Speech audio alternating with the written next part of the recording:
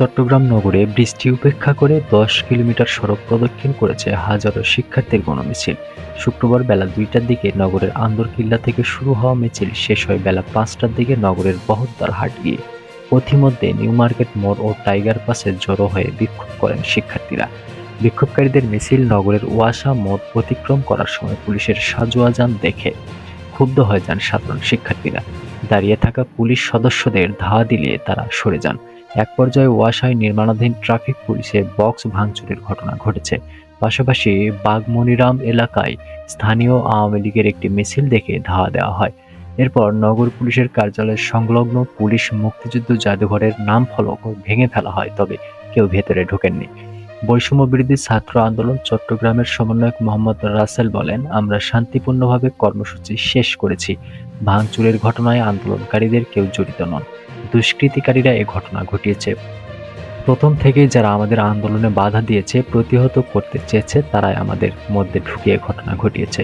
সরেজমিনে দেখা যায়, নগরের আন্দরকিল্লা এলাকায় জুমার নামাজের আগে থেকে সতর্ক অবস্থানে ছিলেন পুলিশ সদস্যরা। নামাজ শেষ হওয়ার পর আন্দরকিল্লা চত্বরে জড়ো হন শিক্ষার্থীরা। ওই সময় নেমে আসে ভারী বৃষ্টি।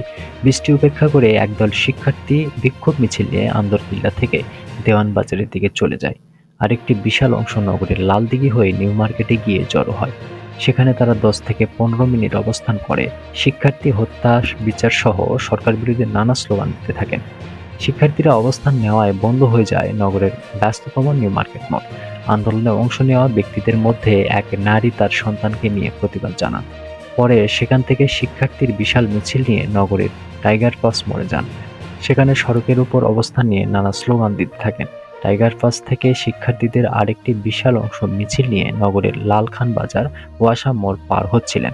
ওই সময় ওয়াসা মোড়ে পুলিশের একটি সাজোয়া যান ও কিছু পুলিশ সদস্যকে দাঁড়িয়ে থাকতে দেখেন। তখন মিছিলে থাকা শিক্ষার্থীরা ধাওয়া দিলে সাজোয়া যানটি কিছুটা দূরে সরিয়ে নেওয়া হয়। পাশাপাশি সরে যান পুলিশ সদস্যরা। এরই ফাঁকে ওয়াসা মোড়ে থাকা ট্রাফিক পুলিশ বক্সে ভাঙচুর চালানো হয়। এতে বাক্সটির সামনে কাঁচগুলো ভেঙে যায়। পাশাপাশি ওয়াসা মোড়ের পশ্চিমে বাগমনিরাম এলাকায় স্থানীয় আওয়ামী লীগের একটি মিছিল দেখে ক্ষুব্ধ হয়ে যান মিছিলে থাকা শিক্ষার্থীরা। তারা ধাওয়া দিলে তারা সরে যান।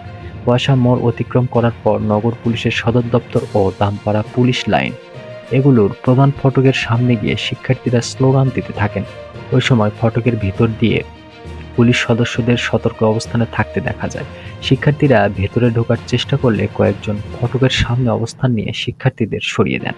নগর পুলিশের কার্যালয় সংলগ্ন পুলিশ মুক্তিযুদ্ধ জাদুঘর একটির নাম ফলক ভেঙে ফেলে দেওয়া হয়।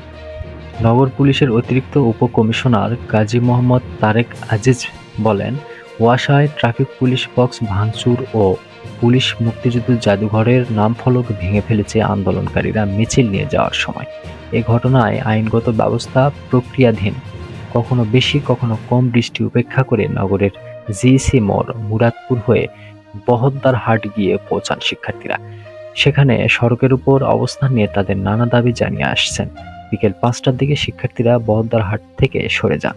নগর পুলিশের সহকারী কমিশনার কোতোয়ালি অঞ্চল অতনু চক্রবর্তী বলেন, পুলিশ সতর্ক অবস্থানে ছিল। আন্দরকিল্লা ২ শতাধিক পুলিশ সদস্য ছিলেন। এছাড়া নগরের বিভিন্ন মোড়ে পুলিশ সদস্যরা ছিলেন।